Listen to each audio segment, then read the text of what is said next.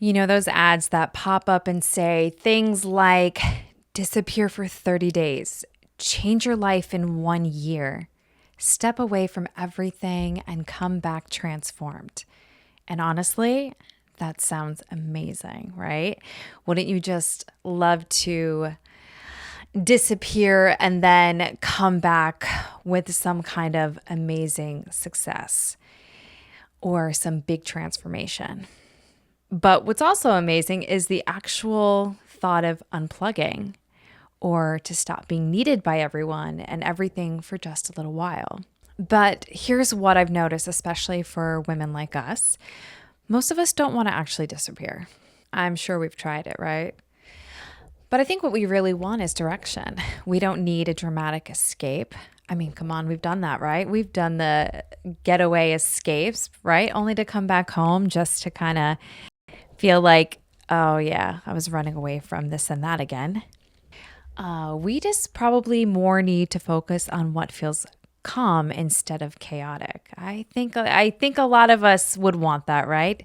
Finding that beautiful, amazing, meaningful calm among all the chaos, right? With the work, with the family, if you're a mom, you have kids, or you have specific goals.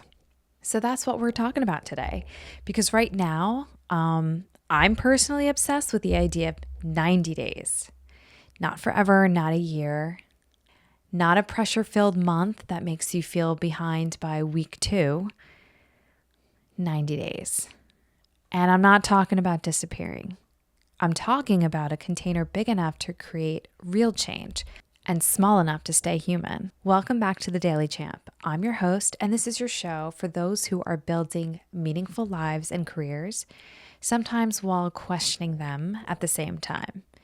So here we talk about clarity, momentum, confidence, leadership, and what it actually looks like to grow without burning yourself out or betraying who you really are. And today's conversation might be one of the most practical and freeing we've had. So let's get into it.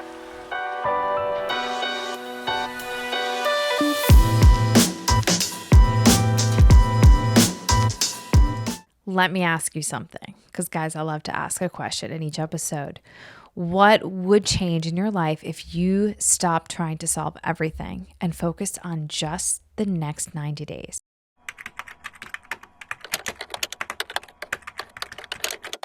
Not the 5-year plan, not the entire identity shift, just the next season. What if instead of asking, what am I doing with my life, which we actually covered 2 episodes ago, we're asking instead, what deserves my attention right now? Here's why this matters. We're living in a culture of overwhelm disguised as ambition. Too many ideas, too many expectations, too many social media channels, too many voices telling us what success looks like.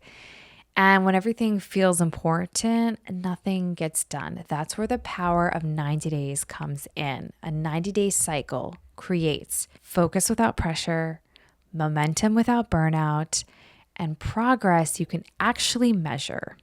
In business, 90 days is treated as a make or break window. In leadership, it's proving ground. In performance culture, it's a checkpoint. So why wouldn't we use the same framework for our lives? Here's something I've learned the hard way. 1 month is often too short. 30 days sounds reasonable on paper, but in real life, it can quietly work against us. You start out motivated, full of intention, maybe even a little fired up. You set big expectations for yourself because you want change and you want it now. But a week or two in, life happens, you miss a few days, progress feels invisible, and before you know it, you're no longer questioning the timeline, you're questioning yourself, right? Don't you kind of get let down? Oh, I didn't get it done within 30 days.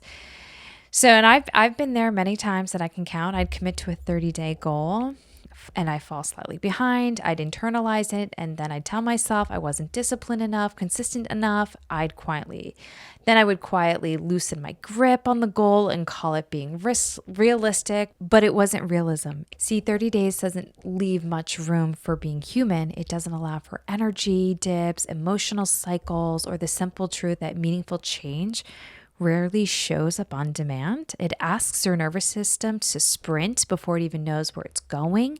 And when results don't appear fast enough, that pressure turns inward, eroding confidence instead of building momentum.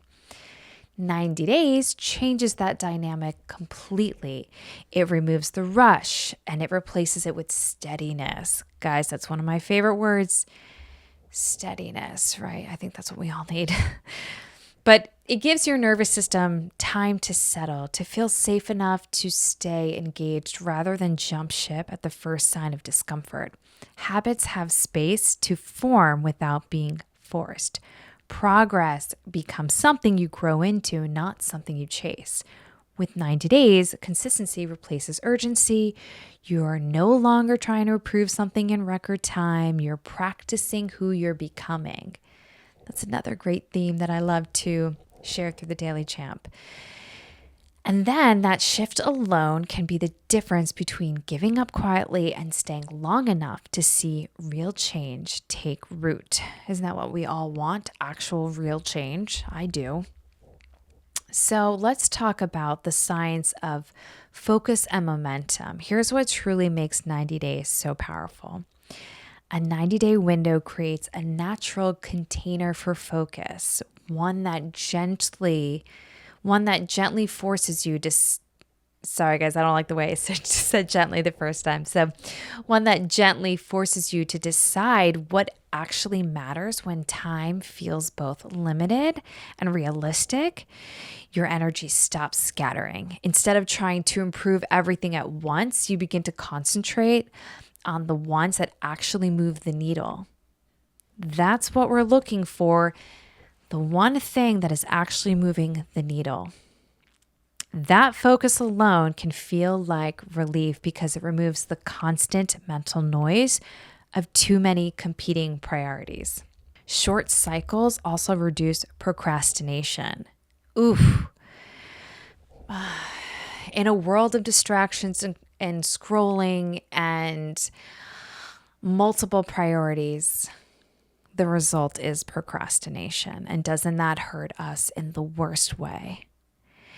So this window matters. 90 days is long enough to feel meaningful, but short enough that your brain can't endlessly delay action. There's a quiet urgency built into the timeline, not the kind that triggers panic or perfectionism, but the kind that says, this season counts.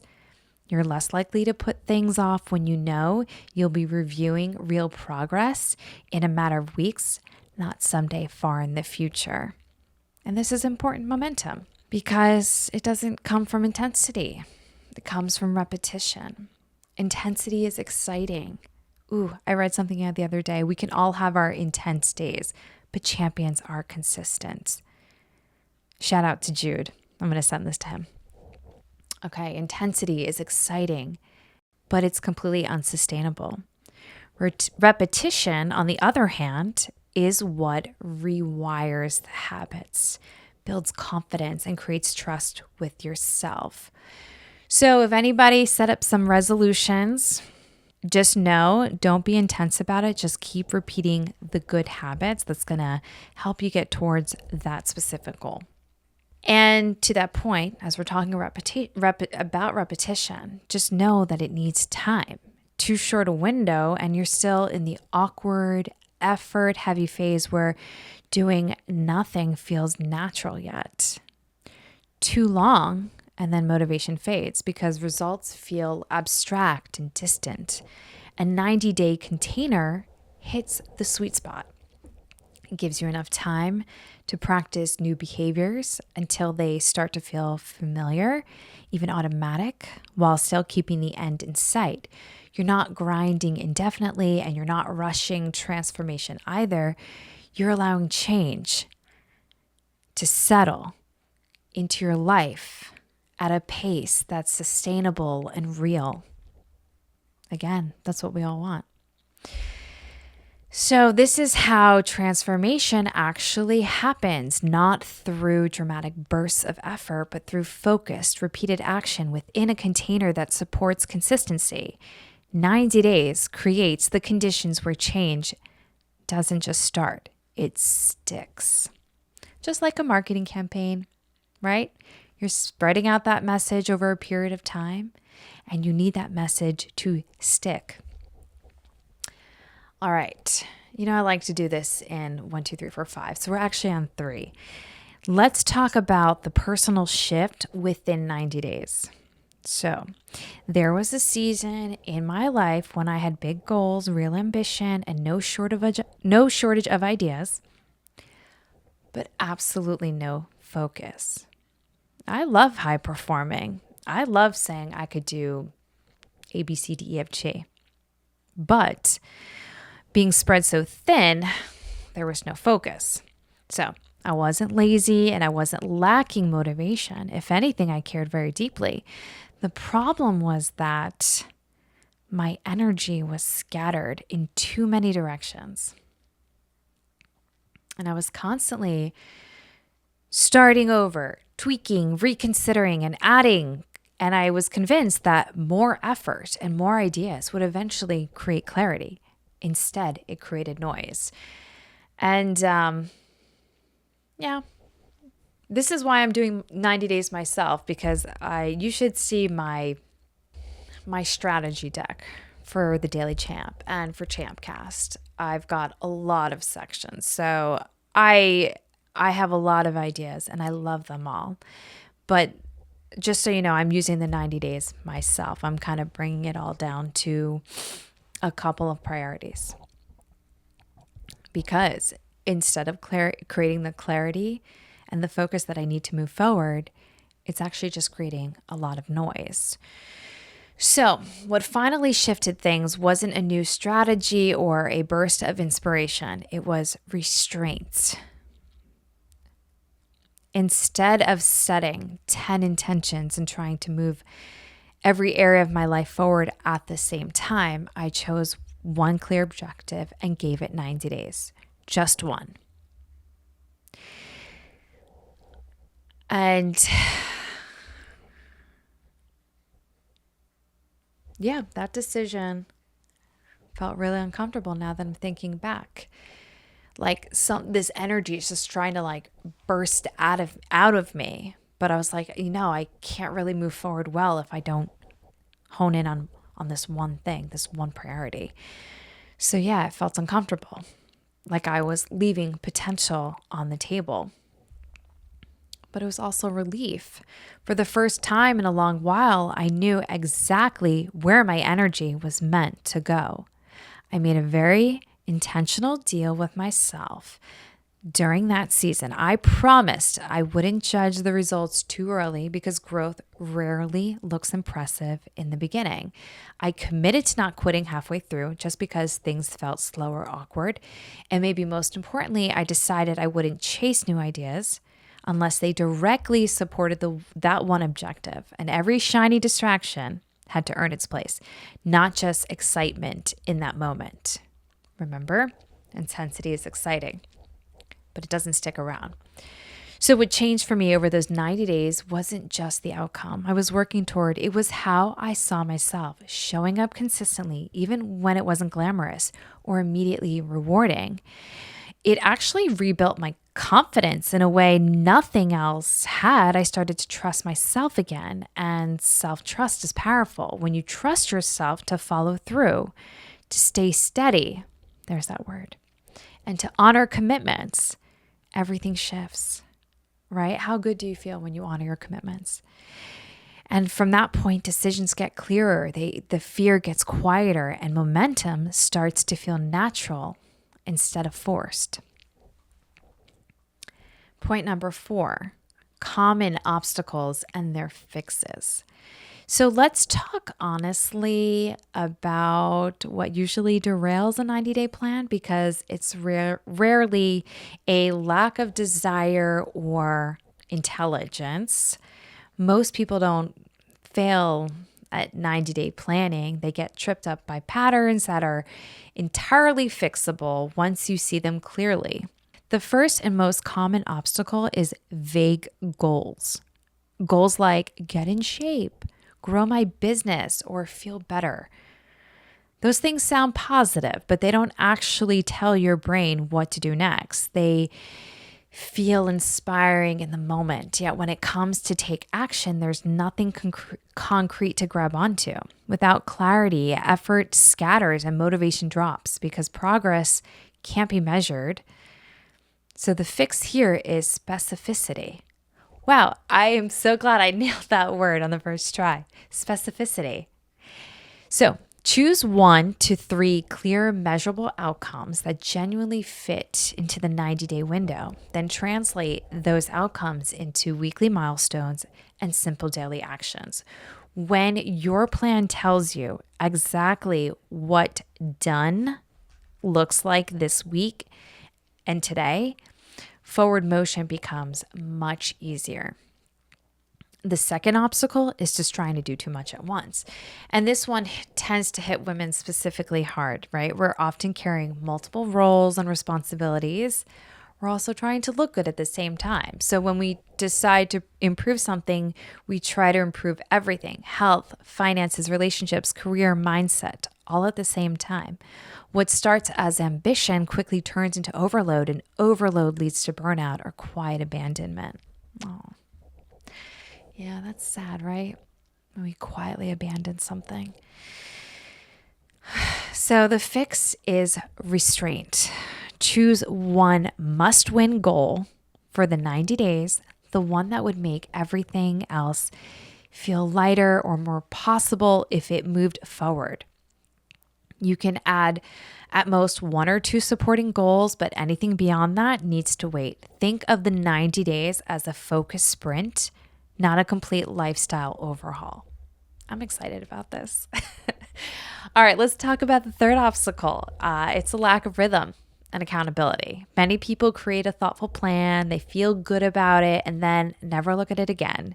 Calendars get hijacked by meetings, obligations, and emergencies, and suddenly weeks have passed without intentional progress. And then there comes the quiet abandonment. Okay. See, the thing is, the plan didn't fail. It simply wasn't revisited.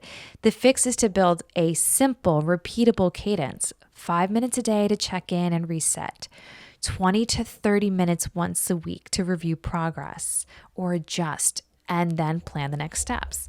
And 1 intentional midpoint check-in around day 45 to reassess what's working and what needs to change. A plan only has power if it's alive and being used. The final obstacle is life itself. Okay. It's the illness, it's the kids, the real exhaustion, emotional dips, unexpected responsibilities. These things aren't exceptions, they're part of reality. So too often, one rough week convinces people to abandon the entire plan, as if perfection was the requirement. The fix is to design flexibility from the beginning. Okay, decide in advance what your minimum viable action is on hard days, the smallest action that keeps momentum alive. It might be a short walk instead of a workout, a single outreach message instead of a full campaign, or 10 focused minutes instead of an hour. Progress doesn't require perfection. Okay, guys, that's the theme here, right? Never requires perfection. But it does require staying in the game long enough for consistency to compound. When these obstacles are handled with intention instead of judgment, a 90-day plan becomes not just achievable, but deeply empowering. All right, let's get on to point number 5, why this framework works. Oftentimes, we approach growth with a different set of questions, and those questions matter. We're not just asking how to achieve something, we're asking what will it cost us to get there? How do I move forward without burning out? How do I grow without losing myself? How do I stay aligned with my values, my boundaries, my relationships, my health, while still honoring my ambition? And quietly, underneath it all, there's often another question we don't say out loud. What if I try and I don't hit the goal? Does that mean I failed? Here's the truth. That changes everything. A 90-day plan is not a test of your worth, your discipline, or your potential. It's an experiment. And experiments are designed to teach you something, not to judge you. When you approach a 90-day cycle this way, the pressure lifts. You're no longer trying to prove anything to yourself or anyone else. You're simply observing what works and what doesn't, and what your life actually has the capacity to hold in this season. You don't fail a 90-day cycle. You collect data. You learn how long tasks really take, where your energy naturally flows, what drains you, what fuels you. These are so important to know about yourself. And you discover which habits are sustainable and which ones looked good on paper but just didn't fit your real life. That data is incredibly valuable because it replaces self-criticism with information. We need more of that, right? We need to stop self-criticizing.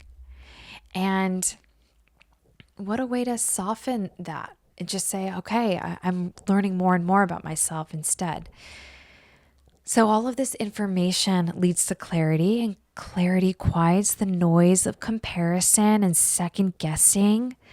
When you understand yourself better, your rhythms, your limits, your strengths, you make decisions with more confidence and less fear. That confidence changes how you show up. You stop over-explaining. You stop quitting early. You stop assuming that because you missed a mark means something is wrong with you. A 90-day plan, when approached with curiosity instead of judgment, becomes a powerful act of self-respect. It allows you to grow without abandoning yourself. And that is where real, lasting change begins. I hope you guys are enjoying this. And I should have said in the beginning, right? Maybe we should turn this into a drinking game every time I say 90-day, but you don't have to drink alcohol. You can drink like tea or some water. Ooh, I'm having fun with this one. I love this topic. Okay, so if you want to try this, here's where to start. You might want to grab some pen and paper just to take notes. But number one, define one clear objective for the next 90 days. Break it into 3 to 5 weekly milestones. Decide on daily actions that support those milestones. Schedule weekly check-ins. Create a default plan for obstacles. That's it. Simple, focused, powerful. So, back to the beginning. You don't need to disappear for a year to change your life. You don't need a dramatic reinvention. You need direction and a container that supports it. 90 days is long enough to build momentum, short enough to stay present, and powerful enough to change how you see yourself. So if this episode resonated with you, sit with it. Write down your one 90-day focus. Ooh, if you want, share it in the comment too, because I'd love to hear and love to learn what that is. And just let that be enough for now. Oh, yeah. If you write it in the comments and then 90 days from now, you can look at it. We can celebrate it. If this episode challenged you or encouraged you, please share it with someone who's tired of cliches and ready for real conversations. And if you want to keep growing together, then please join us inside Club Champ, my private Facebook group where we talk through this stuff and champion each other forward. Thanks for watching The Daily Champ. See you next week.